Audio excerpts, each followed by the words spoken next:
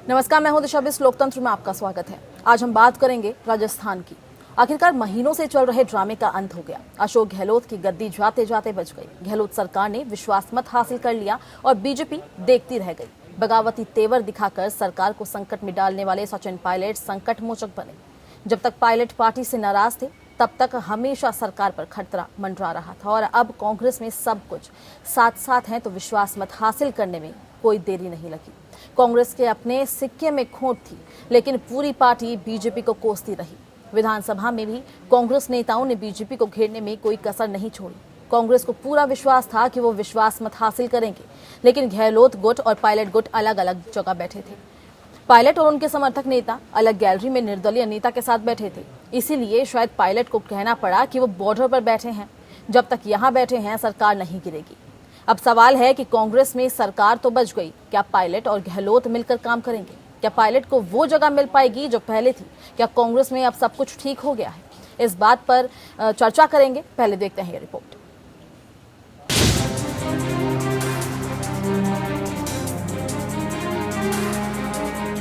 राजस्थान में अब कांग्रेस ने राहत की सांस ली। गहलोत सरकार की गद्दी जाते जाते बच गई। विधानसभा में ध्वनि मत से विश्वास हासिल करने के बाद अब गहलोत ने अपनी गद्दी सुरक्षित कर ली है। महीनों से राजस्थान में जारी खींचतान फिलहाल खत्म हो गया है। पायलट और गहलोत ने हाथ मिलाया तो सरकार पर मंडरा रहा खतरा खत्म हो गया।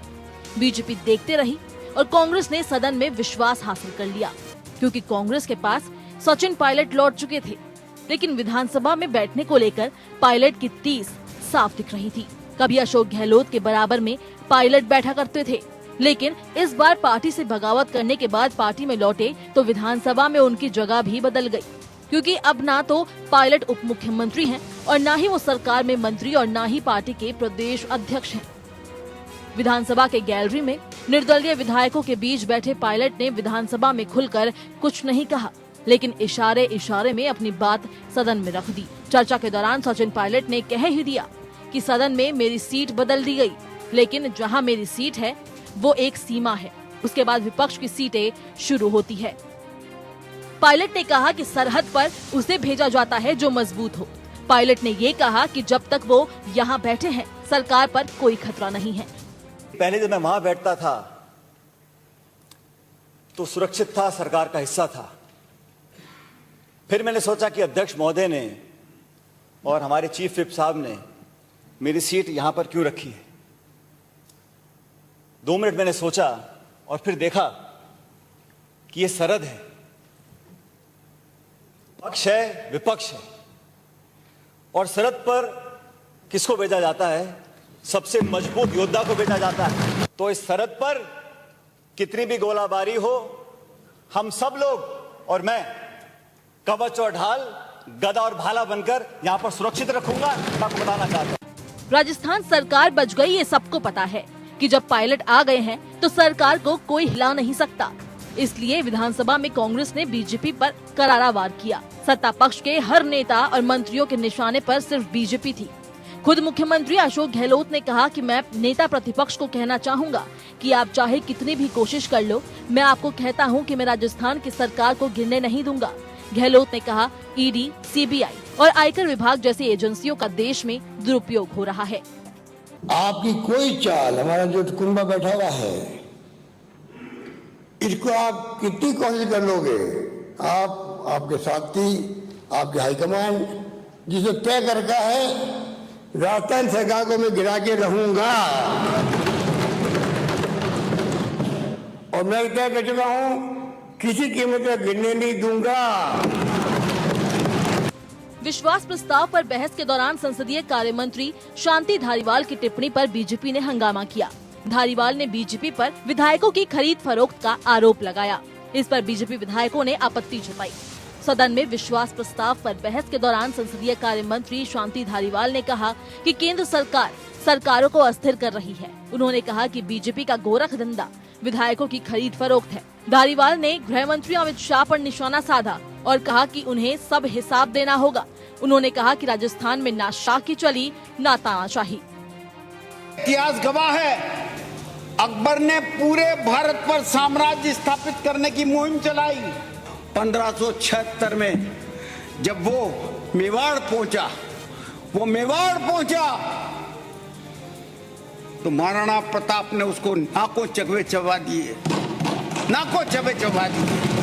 इसी तरह ये षड्यंत्र रचकर केंद्र की सरकार गोवा, कर्नाटक, मध्य प्रदेश में कांग्रेस की सरकारों को गिराते हुए जब राजस्थान पहुंची तो यहाँ के रणबांकुरों ने और वीर सपूतों ने अशोक गहलोत के नेतृत्व में छठी का दूध याद दिला दिया।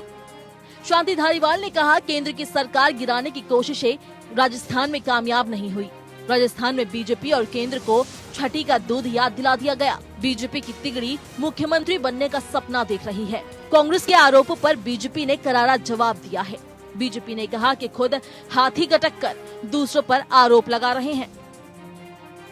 राजस्थान का जुगाड़ मशहूर है और उस जुगाड़ के लिए जादूगर भी मशहूर है।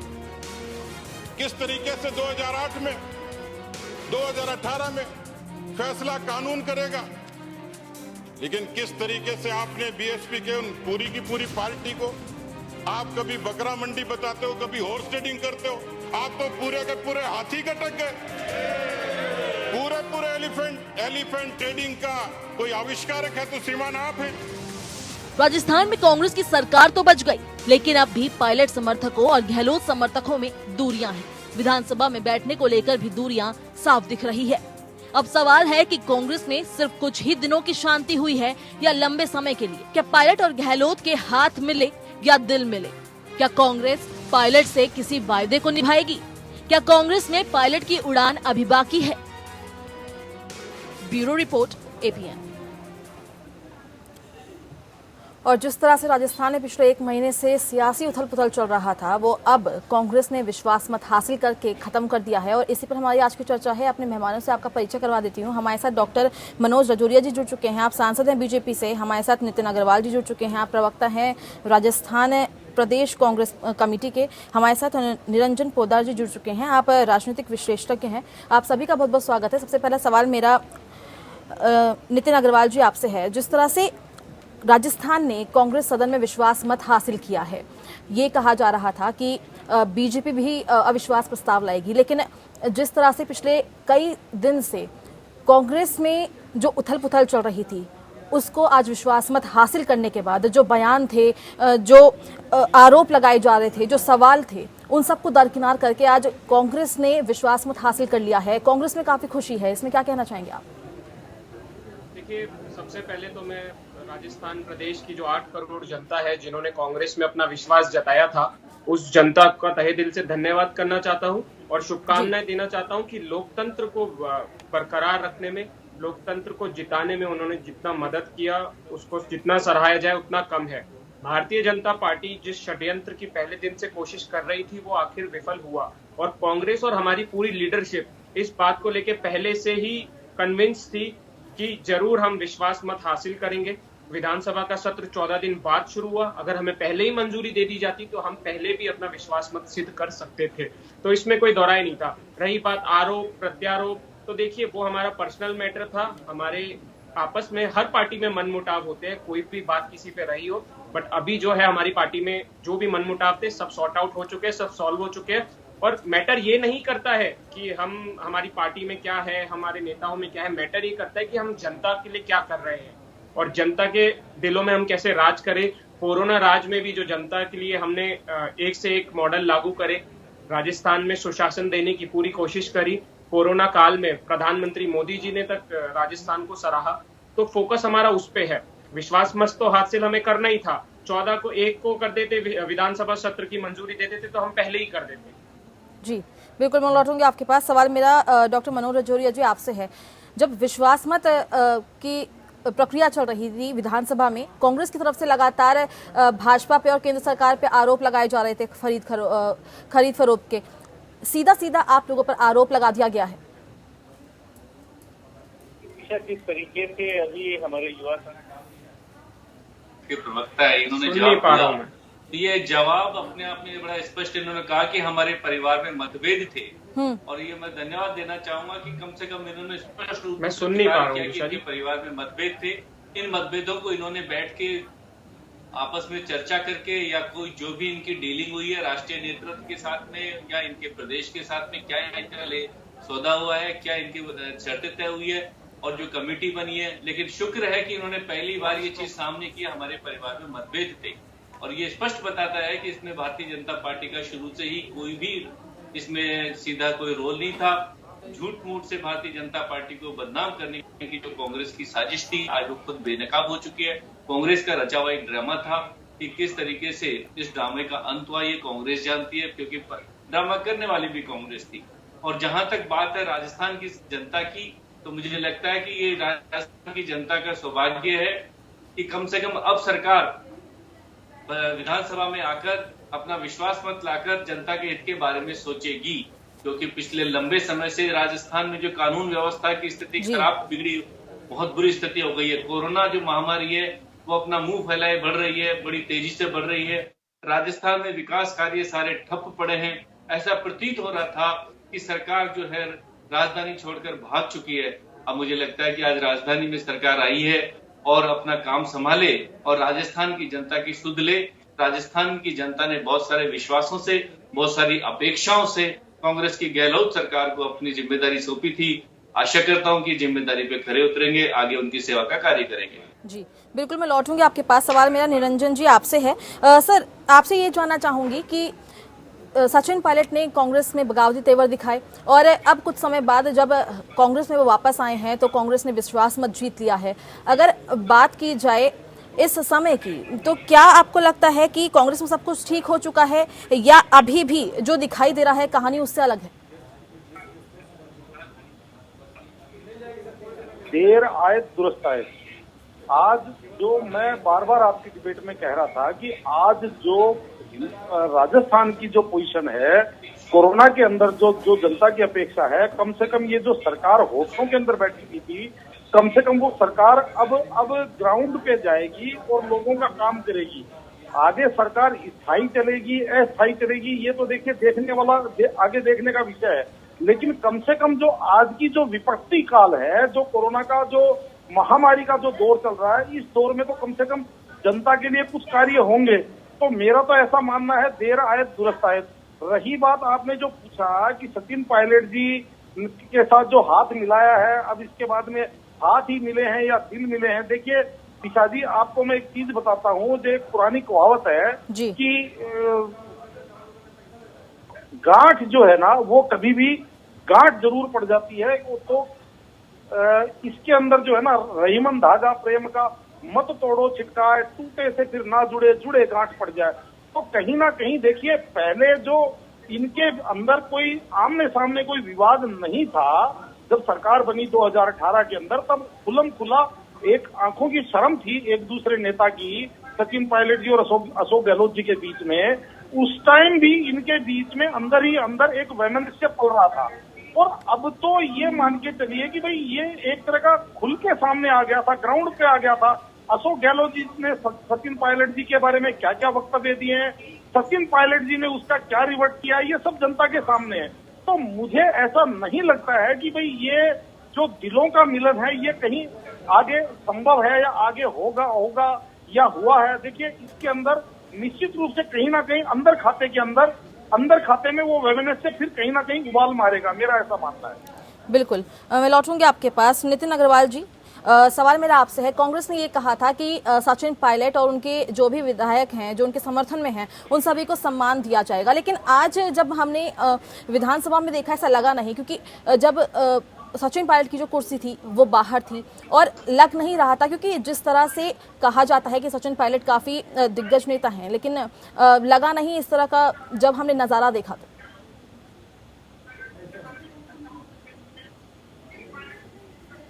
पार्टी के हमारे दिग्गज नेता है और रहेंगे। मान सम्मान अपनी जगह है और अगर यदि विधानसभा का कोई प्रोटोकॉल है तो वो प्रोटोकॉल अपनी जगह है।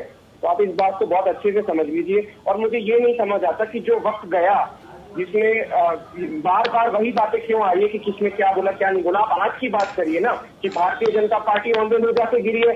भारतीय जनता पार्टी में जितने भी नेता मुख्यमंत्री बनने के सपने देख रहे थे उनके सपने ध्वस्त हो गए हैं। ये बातें कोई क्यों नहीं कर रहा है? आज अमित शाह जी को बहुत बड़ा धक्का लगा है। जो षड्यंत्र उन्होंने रचा, हमारे आदरणीय सांसद साथी है वो कोरोना काल की बात कर रहे हैं। क्या भारतीय जनता पार्टी को शर्म थी कि मध्य प्रदेश में कोरोना काल पे आपने वहां की सरकार गिराई, वहां का शासन आपने हिलाया?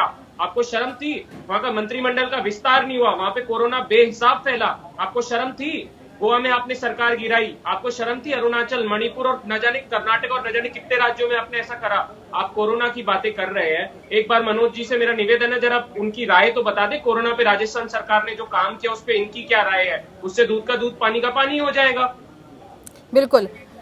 डॉक्टर मनोज राजौरिया जी, क्या राय है आपकी कोरोना को लेकर राजस्थान पर? देखिए, बड़ा गंभीर विषय है और राजस्थान में कोरोना के मरीजों की संख्या जिस प्रकार से निरंतर बढ़ती जा रही है और पिछले लगभग 40 दिन से राजस्थान की सरकार जो राजधानी से और पूरे राज्य के जिलों से गायब थी, अपनी होटलों में बंद थी और माननीय मुख्यमंत्री जी राजस्थान की जनता के हितों को छोड़कर अपने विधायकों के हितों की चर्चा कर रहे थे। होटलों में उनको विश्वास दिला रहे थे कि आप चिंता मत कीजिए, आपका जो भी नुकसान हुआ उसका मैं भरपाई करूंगा। तो मुझे लगता है कि माननीय मुख्यमंत्री जी को राजस्थान की जनता से ज्यादा अपने विधायकों की और उनके नुकसान की भरपाई करने की चिंता में व्यस्त थे। मैं उनको बधाई देता हूं कि कम से कम अब विधायकों की चिंता से और उनके नुकसान की भरपाई से बाहर निकलकर आज वो राजस्थान की जनता की सेवा में कार्य करेंगे, ऐसा मुझे विश्वास है। साथ में ही माननीय उप मुख्यमंत्री श्री सचिन पायलट जी अपने घर में आए। हम निश्चित रूप से उनके परिवार की जो टूटन थी घुटन थी वो वापस एक हुई। हम इसको स्वागत करते हैं क्योंकि राजस्थान की जनता का हित हमारे लिए सर्वप्रथम है। माननीय उप मुख्यमंत्री जी सचिन पायलट जी ये अपने कार्यकर्ताओं की चिंता कर रहे थे, कह रहे थे कि मुझे उन कार्यकर्ताओं की चिंता है जिन्होंने राज दिया है। मैं बधाई देता हूं कि कम से कम कार्यकर्ताओं की उन्होंने चिंता की। साथ में ही अब विश्वास करता हूं कि कार्यकर्ताओं से बाहर निकलकर वो राजस्थान की जनता की चिंता करेंगे। कोरोना के संकट को गांव-गांव और शहर पहुंचकर अधिक से अधिक जांचें करेंगे, अधिक से अधिक लोगों का उपचार करेंगे ताकि राजस्थान से कोरोना को समाप्त करने में दिशा में तेजी से आगे बढ़ सके। बिल्कुल। मनोज जी, आपसे मेरा एक सवाल ये भी है कि कल राजस्थान विधायक दल की बैठक हुई जिसमें पूर्व सीएम भी वहां पे पहुंची थी, अविश्वास प्रस्ताव लाने की चर्चा की गई थी, लेकिन बाजी कांग्रेस ने मार ली। क्या ऑपरेशन लोटस वहां पे असफल हो गया?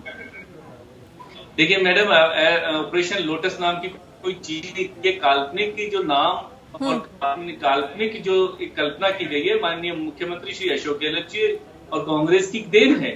ऑपरेशन लोटस न कभी कोई किया गया था न कोई असफल हुआ है। ये सब इनके अपने घर की फूट थी। इसका नाम अगर ये ऑपरेशन लोटस देते हैं तो दुर्भाग्यपूर्ण है। इनके घर की फूट थी। माननीय मुख्यमंत्री जी ने खुद ने मीडिया के सामने कहा कि उप मुख्यमंत्री सचिन पायलट जी से मेरी 18 महीने से बातचीत नहीं हुई है। इन्होंने खुद ने स्वीकार किया कि हमारे परिवार का मनमुटाव तो अब समाप्त हो गया। तो हम तो धन्यवाद देते हैं कि अच्छी बात है कि आपके परिवार के मनमुटाव से, आपके हितों की लड़ाई से, आपके अहंकार की लड़ाई से जो राजस्थान की जनता को नुकसान हो रहा था वो नुकसान अब कम से कम नहीं होगा, ऐसी हम अपेक्षा करते हैं।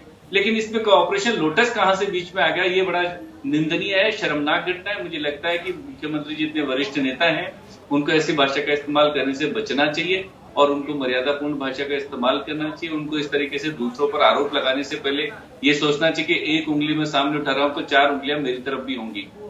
बिल्कुल। सवाल मेरा पोद्दार जी आपसे है, जब सचिन पायलट पार्टी छोड़ने की बात कर रहे थे, बगावती तेवर दिखा रहे, तब उन्होंने बात की थी आत्मसम्मान की, लेकिन क्या अब लगता है कि आत्मसम्मान की जो वो बात कर रहे थे वो आत्मसम्मान उनको वापस मिल पाएगा कांग्रेस में? देखिए दिशा जी, ऐसा है, मैंने अभी आपको जैसे बताया कि आत्मसम्मान की ये सारी चीजें जो है ये समय और परिस्थिति के हिसाब से बदलती रहती हैं। आज सचिन पायलट जी ने जो सिक्का चला था वो सिक्का सचिन पायलट जी का कहीं ना कहीं जमीन पे आ गिरा। इस वजह से अब उन्होंने जो है इसके अंदर कॉम्प्रोमाइजन करना ही बेहतर समझा।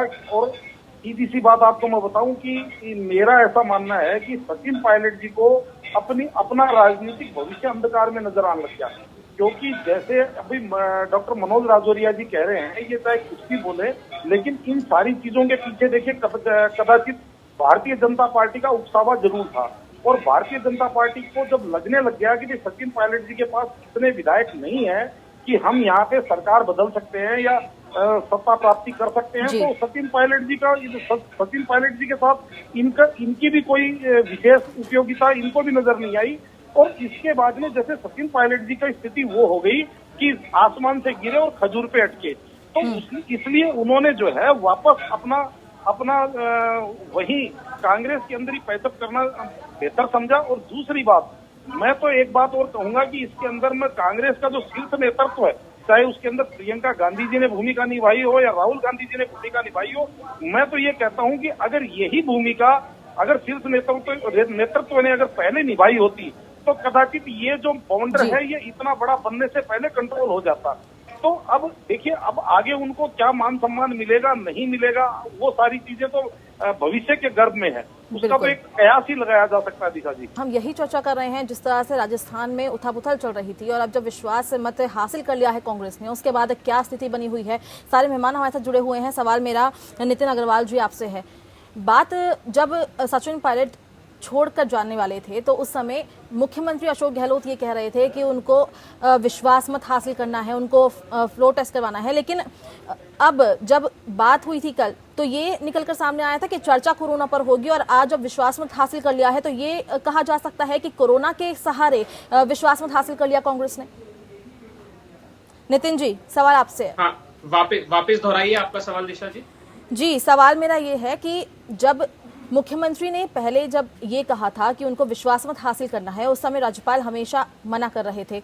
लेकिन अब जब बात हुई कि चर्चा कोरोना पर होगी, जो सत्र बुलाया जाएगा उसमें कोरोना को लेकर चर्चा की जाएगी, लेकिन आज जिस तरह से कांग्रेस ने विश्वास मत हासिल कर लिया है, उसके बाद ये कहना गलत नहीं होगा कि कोरोना के सहारे कांग्रेस ने विश्वास मत हासिल कर लिया।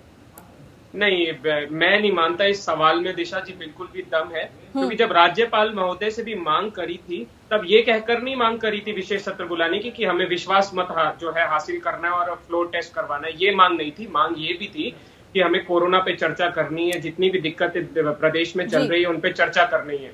तो उसको लेके हमने विशेष सत्र की मांग करी थी। विशेष सत्र बुलाया गया है। विशेष सत्र में कोरोना पर भी चर्चा होगी, प्रदेश में हर घटना, हर काम पर, हर विकास के मुद्दे पर चर्चा होगी। और रही बात आज विश्वास मत की, तो देखिए जो घटनाक्रम, जो सियासी घटनाक्रम, राजनीतिक घटनाक्रम पिछले 1 महीने से राजस्थान में चल रहा था, तो उससे हमारा दायित्व बनता है कि हम राजस्थान के जनता के मन में जो है एक कन्विंस पोजीशन लाए कि हाँ सब कुछ सही है, ऐसी कोई बात नहीं है। भारतीय जनता पार्टी जो लगातार षड्यंत्र और चुनी हुई सरकारों को ये महामारी के दौर में भी टॉपल अप करने की कोशिश कर रही है, तो हम जनता को दिखाना चाहते थे कि भारतीय जनता पार्टी ने आज आईना देख लिया है, औंधे मुंह जाके गिरी है।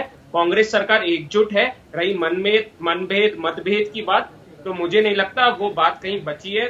कल गया, दिन गया, बार बार वो बात उठाने से, बार बार सचिन पायलट जी, अशोक गहलोत जी की बात उठाने से कुछ नहीं होगा। बात आज की करें, आज यही है कि भारतीय जनता पार्टी का केंद्रीय नेतृत्व, जो इनका हाई कमान है, उनके लिए आज सबसे शर्मिंदगी भरा दिन है।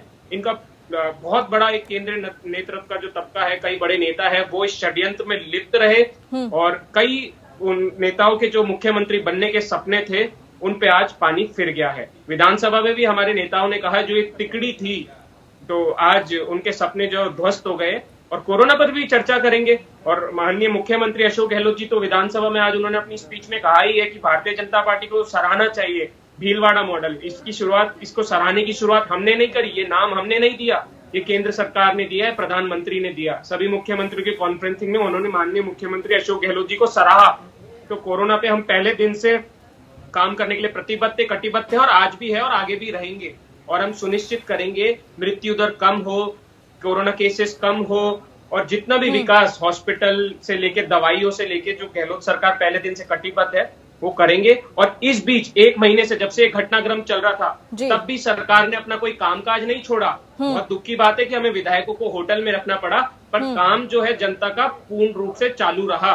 दवाइयों की बात करिए, महंगे इंजेक्शंस की बात करिए, अशोक गहलोत साहब ने जनता के लिए सब मुहैया कराया और सुनिश्चित करा कि इस सियासी घटनाक्रम की वजह से जनता पर कोई नेगेटिव असर ना पड़े, जो कि भारतीय जनता पार्टी ने नहीं सोचा। जी, लेकिन नितिन जी, जब आज के सत्र की बात हुई थी तो बात यही हुई थी कोरोना पर चर्चा होगी, विश्वास मत की तो बात आज हुई ही नहीं थी ना। देखिए, ये तो छोटी छोटी बातें आप इसको समझिए। आज मौसम बहुत खराब हुआ, बारिश बहुत रही, तो कई विधायक समय से नहीं पहुंच पाए। सदन की कार्यवाही का एक अपना तरीका होता है, स्थगित हुआ जिसमें सदन जो है एक आधा बार स्थगित भी हुआ, तो उसमें 21 तारीख की आपकी जब भी नेक्स्ट डेट है सदन की, उसमें जो भी है कोरोना के मुद्दे उठाए जाएंगे। और ये भी एक इम्पोर्टेंट मुद्दा आज विश्वास मत की थी। देखिए, ऐसा नहीं है कि प्रायोरिटी विश्वास मत की थी, मैं ऐसा नहीं कहूंगा, बट हाँ, इतना बड़ा सियासी घटनाक्रम चल रहा है तो ये तो बहुत जरूरी स्टेप है, ये होना चाहिए। कल तक भारतीय जनता पार्टी भी ऐसे फैसले कर रही थी कि हम नो कॉन्फिडेंस मोशन मूव करेंगे, हम ये करेंगे, हम वो करेंगे, तो आप खुद बताइए फिर कोरोना के टाइम पे उनको भी इन चीजों की पड़ी है क्या? प्रायोरिटी तो सबके लिए समान होनी चाहिए ना, अंतर क्यों है प्रायोरिटी में? फिर भी कांग्रेस पार्टी को आप इतिहास उठा के देखेंगे पिछले 3, 4, 5 महीने का, तो कोरोना को लेके सबसे ज्यादा सजग है। राजस्थान में टेस्टिंग जो लेवल है सबसे ज्यादा रहा है। हमने अपनी टेस्टिंग इतनी ज्यादा डेवलप कर ली है, टेस्टिंग कैपेसिटी, कि हम दूसरे राज्यों की भी मदद करने के लिए राजी है। तो इससे राजस्थान का नाम तो देखिए, आप खुद इस बात से सहमत होंगे कि राजस्थान ने कोरोना के समय में एक बहुत ही बड़ा नाम किया है और एक बहुत अच्छा संदेश पूरे देश में दिया है। बिल्कुल, मैं लौटूंगी आपके पास। सवाल मेरा मनोज जी आपसे है, जिस तरह से लगातार कांग्रेस की तरफ से यही कहा जा रहा है कि बीजेपी लगातार खरीद फरोख्त की राजनीति करती है, बीजेपी लगातार मुख्यमंत्री बनना चाहती है, बीजेपी के बहुत नेता हैं ऐसे जो मुख्यमंत्री बनना चाहते हैं, इस तरह के आरोप जो हैं उन पे आप क्या कहना चाहेंगे? दिशा जी, जिस तरीके से झूठे और निराधार आरोप माननीय मुख्यमंत्री अशोक गहलोत जी के द्वारा शुरू से लगाए गए, उनकी हताशा और निराशा को बताता है। मैं आपको स्पष्ट करना चाहूंगा कि अगर उनके पास में कोई ऐसे आधार है कि उनके विधायकों को कोई पैसे दिए गए थे, तो आज उनको विधानसभा में उनके नाम उजागर करने चाहिए थे। उन्होंने विश्वास मत प्रस्ताव किया तो अपने उन विधायकों को बोलते कि किस किसने पैसा लिया, आप नाम बताइए। आप उनको बदनाम करने की कोशिश कर रहे हैं, अपने विधायकों को, अपने भारतीय जनता पार्टी को विधायक बदनाम करते करते आप अपने विधायकों को बदनाम करने लगे।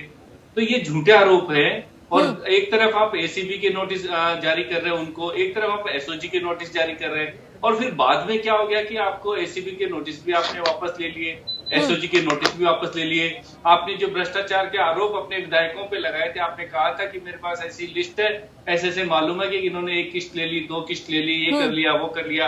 अरे आप सबको जब मालूम है तो आप अपने उन भ्रष्ट विधायकों के नाम उजागर कीजिए ना। आप अपने घर की गंदगी को समेटने के लिए भारतीय जनता पार्टी के ऊपर अगर कीचड़ फैलेंगे, तो माननीय गहलोत जी, माननीय मुख्यमंत्री जी, आपको ध्यान रखना चाहिए कि कमल तो हमेशा कीचड़ में खिलता है। आप जितना हमारे ऊपर कीचड़ फेंकेंगे उतना ही कमल का फूल खिलेगा, और इस देश में भारतीय जनता पार्टी के जो समर्थक मनोज जी, मैं टोकूंगा, मैं कभी टोकता नहीं हूँ आपको, पर इस बार जो कमल का फूल है कीचड़ में खिलने की जगह मुरझा गया, कीचड़ बहुत ज्यादा बढ़ गया इस बार। मैं सोचता हूँ कि नितिन जी, आपको ये शोभा नहीं देता कि माननीय मुख्यमंत्री जी जो अपने विधायकों पे आरोप लगा रहे हैं, भारतीय जनता पार्टी उनको सबूत दीजिए। भारतीय जनता पार्टी, आप ये बताइए, तो आप विधायक, आपने अपने विधायकों की बाड़ेबंदी क्यों करी?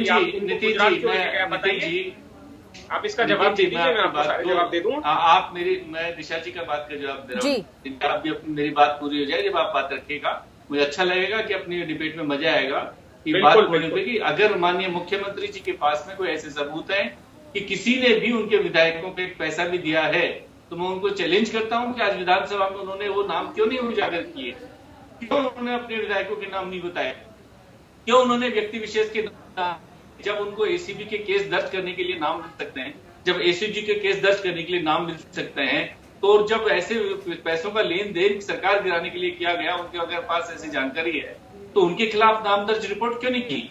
अगर आपने नाम दर्ज रिपोर्ट नहीं की तो विधानसभा में कम से कम नाम लेना चाहिए था। आप अज्ञात लोगों के खिलाफ इस तरीके की बयानबाजी करके भारतीय जनता पार्टी पे कीचड़ फेंकना बंद कीजिए। जिनके घर शीशे पे होते हैं उनको दूसरों के घर पे पत्थर नहीं फेंकना चाहिए। मालूम चलेगा कि आप हमारे घर पे पत्थर फेंकते फेंकते कांग्रेस की दुर्दशा हो गई।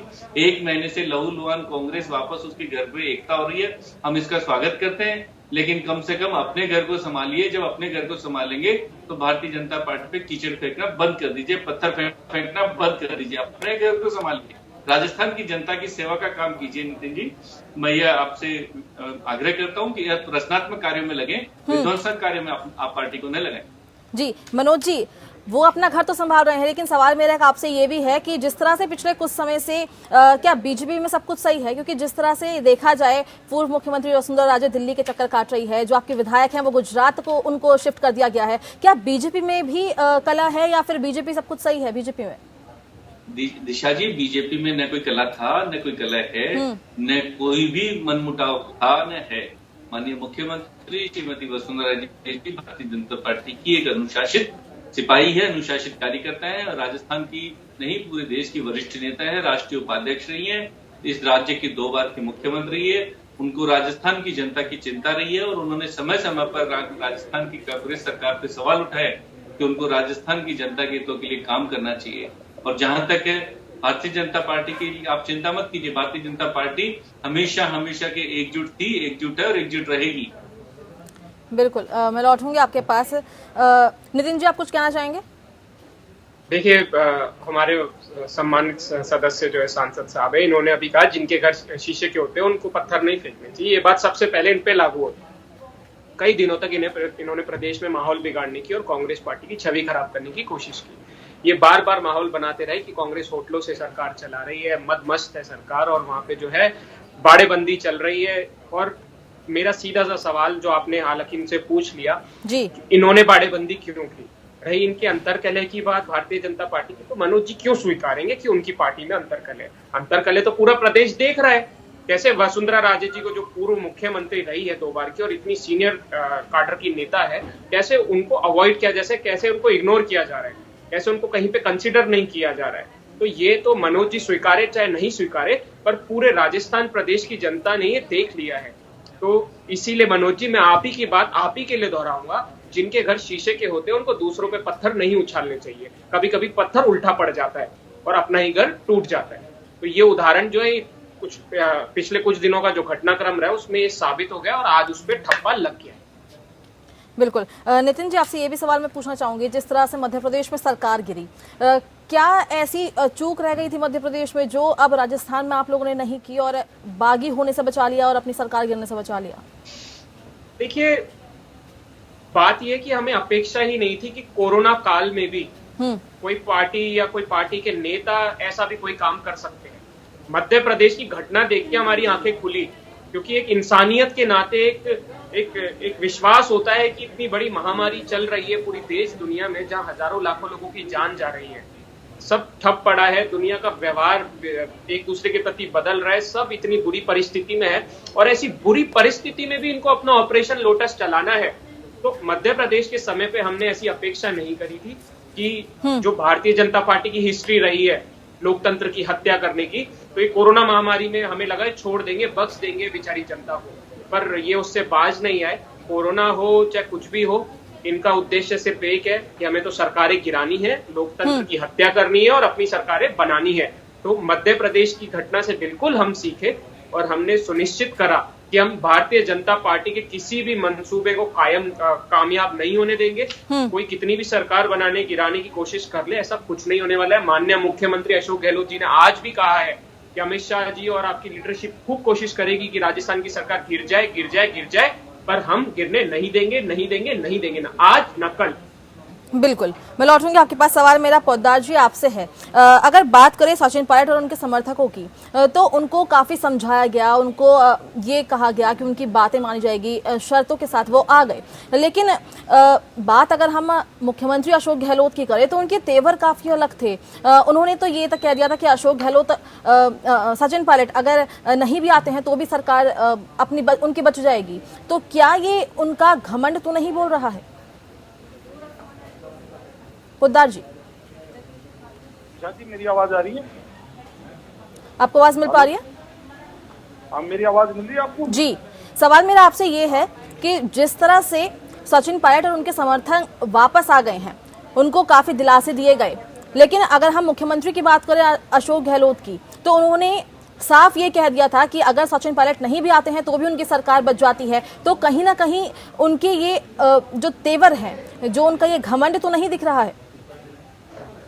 देखिए दिशा जी, इसमें मैं आपको बताना चाहता हूँ, घमंड नहीं, जब तक मैच चालू होता है कोई भी व्यक्ति अपने आप को हारा हुआ नहीं मानता है और ना अपने आप को हारा हुआ मानते हुए दिखाना चाहता है। अब रही बात एक, जैसे अभी आपने बात करी मनोज राजौरिया जी से राजस्थान के भारतीय जनता पार्टी राजस्थान प्रदेश के अंदर कलह की, तो मैं आपको बताना चाहता हूं कि आज जो विशेषज्ञ लोग हैं वो ये मान रहे हैं कि भारतीय जनता पार्टी की जो योजना थी राजस्थान की सरकार बदलने की, उस योजना को कदाचित राजस्थान के अंदर जो प्रदेश के अंदर जो गुटबाजी है उसी ने उस गाड़ी को पंचर किया है।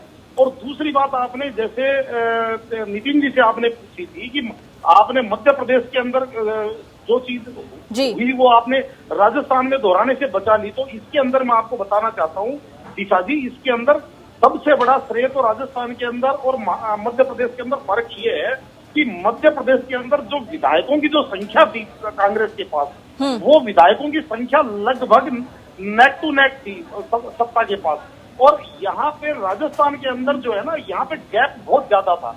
और हुआ ये कि जो सचिन पायलट जी को जो उम्मीद थी कि मैं 30 से 35 विधायक अपने साथ ला सकता हूँ या मैं 30-35 विधायक अपने साथ ले आऊंगा, वो कदाचित उनकी वो जो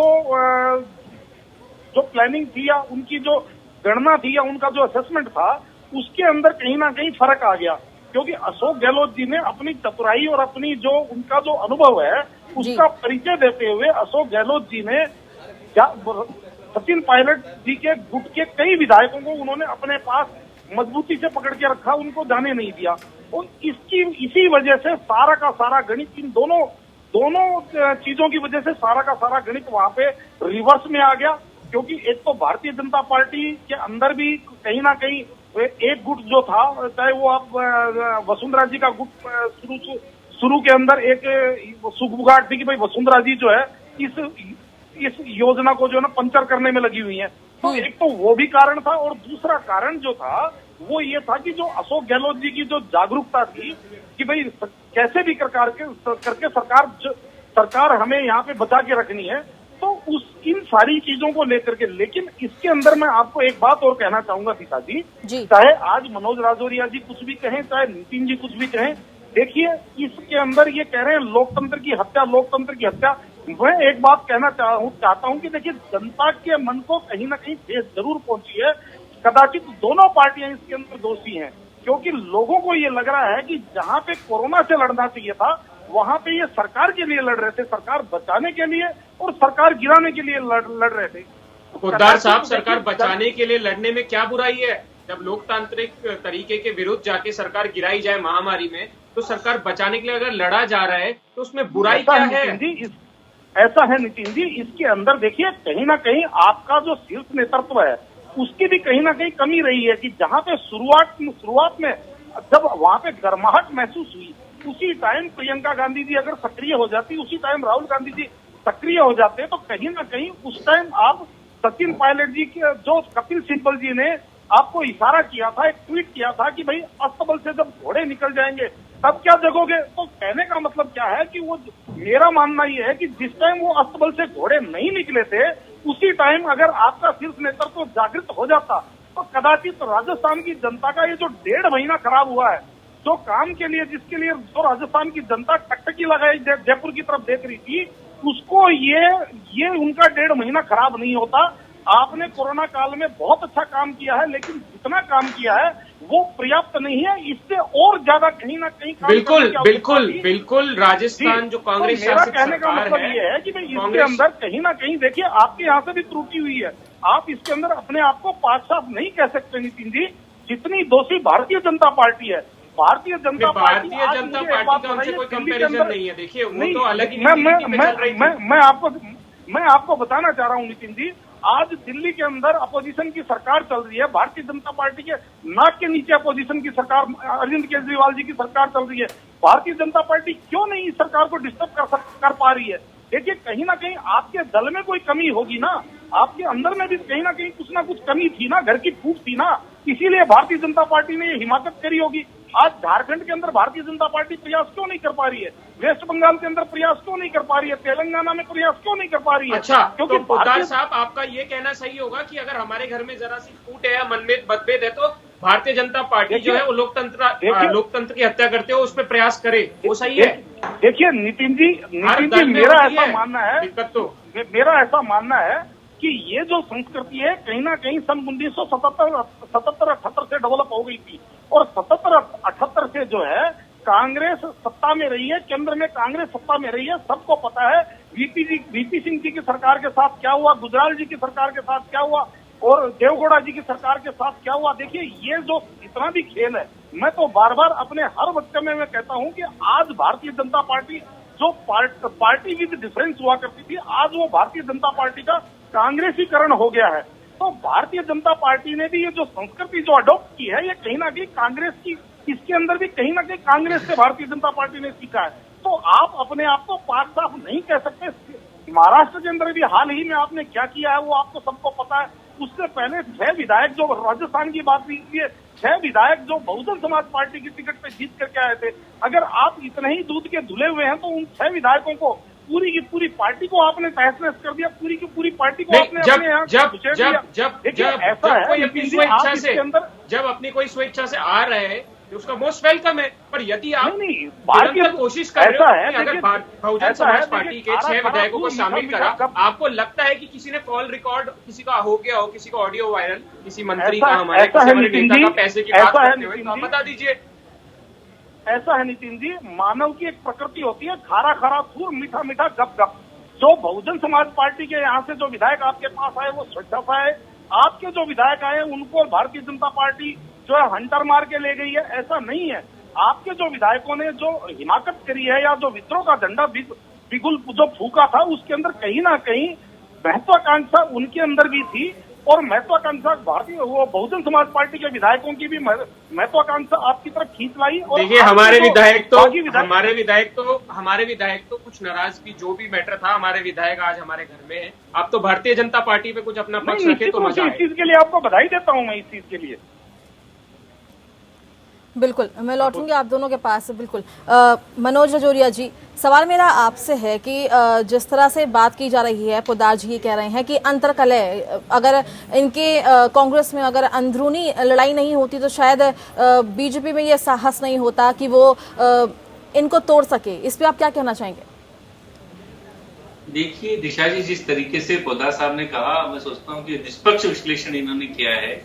और जो पोद्दार साहब ने कहा कि कांग्रेस की जो संस्कृति लंबे समय से इस प्रकार की रही है, सरकारें तोड़ना, सरकारों को गिराना। मैं इतिहास में जाऊंगा तो हमारे मित्र अग्रवाल जी को, नितिन जी को याद दिलाऊंगा कि 51 बार इस देश में चुनी सरकारों को राष्ट्रपति शासन लगाकर कांग्रेस की सरकारों ने राज्य की सरकारों को टॉपल किया, उनको गिराने का काम किया है। कि कांग्रेस अपने इतिहास में क्यों नहीं जाती? अभी बसपा का उन्होंने उदाहरण दिया, बहन मायावती जी ने इनके केस कर रखा है कोर्ट में, बसपा के इनके केस चल रहा है इनके ऊपर। अच्छा, जब आप राज्यसभा में आप रीजनल पार्टी के सारे सांसदों को उठा के ले आएंगे, मनोज जी आप इतने सीनियर सांसद है, आप बातें तो जेन्युइन करिए कम से कम। बीच में नहीं बोलना चाहता हूं, पर आपकी बातें सुन के बोलने का मन करता है, माफ कीजिए। नितिन जी थोड़ा धैर्य रखेंगे तो मुझे लगता है कि अच्छा होगा, और मुझे अपनी बात पूरी करने का अवसर दें, उसके बाद में आप अपनी बात रखेंगे तो अच्छा लगेगा। इस तरीके से अगर बात करें, दिशा जी मैं आपको जवाब देना चाहूंगा जी, कि जिस तरीके से कांग्रेस खुद इनका इतिहास रहा है सरकारें गिराने का, सरकारें तोड़ने का, सरकारें मरोड़ने का, सारी एजेंसीज का दुरुपयोग करने का, इसका सीधा सीधा उदाहरण अभी राजस्थान में भी था कि किस तरीके से यहाँ पर इन्होंने एसओजी का, किस तरीके से एसीबी का दुरुपयोग अपने ही लोगों के खिलाफ किया, साथ में भारतीय जनता पार्टी के लोगों के खिलाफ किया।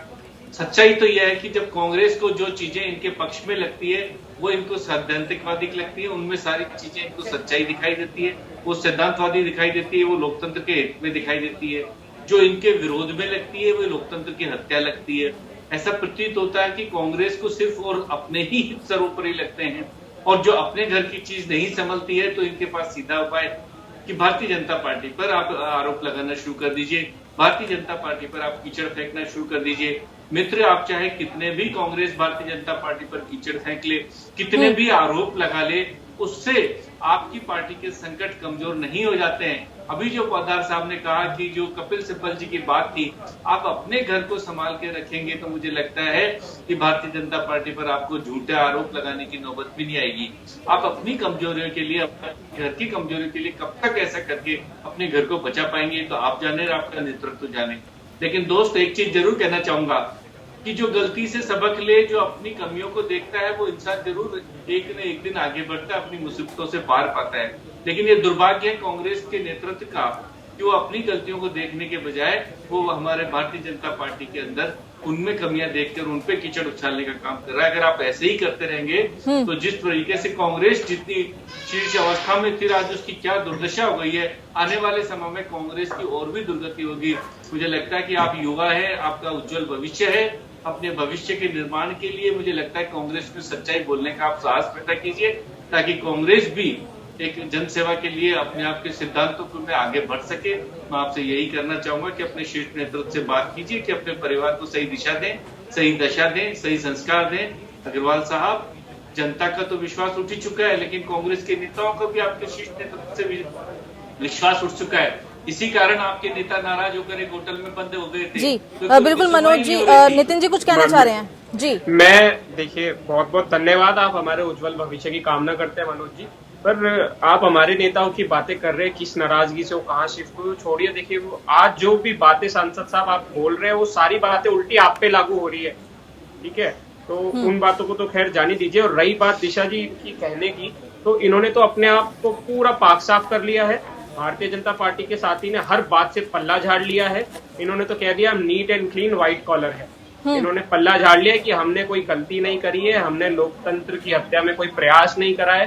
तो जब ये हर चीज को नकार रहे, सरे से ही नकार रहे, तो फिर इसमें मेरा कहना तो कुछ बनता ही नहीं है जब वो ऑन एयर लाइव शो पे हर बात को नकारे। पर हाँ, मैं आपको बता दूं, प्रदेश की जनता देख रही है, देश की जनता देख रही है, क्योंकि बहुत गलत मैसेज जा रहा है। डेमोक्रेसी को हम सबका फर्ज है। मैं युवा हूँ, मेरे उज्जवल भविष्य की आपने कामना करी है। आप जनता के चुने हुए प्रतिनिधि है साहब, आप पार्लियामेंट में नेतृत्व करते हैं, आपका भी फर्ज बनता है कि आप भी आवाज उठाएं कि आपके प्रदेश में महामारी के दौर में ऐसी जो घटनाएं हैं वो ना हो, और कोरोना को लेके आप राजस्थान का मान बढ़ाए पार्लियामेंट में। आप कहिए कि 20 लाख से ज्यादा आज केसेस हो गए हैं, मृत्यु दर जो है पूरे देश में बढ़ता जा रहा है, उसकी चिंता दिखाइए। कहीं से बिल्कुल नहीं रहा है जी, क्योंकि कोरोना की बात आप कर रहे हैं और इस प्रोग्राम को खत्म करने का समय आ गया है। एक छोटा सा सवाल मेरा आपसे है, आपने विधानसभा में तो विश्वास मत हासिल कर लिया है, लेकिन लोगों का विश्वास कैसे हासिल करेंगे आप?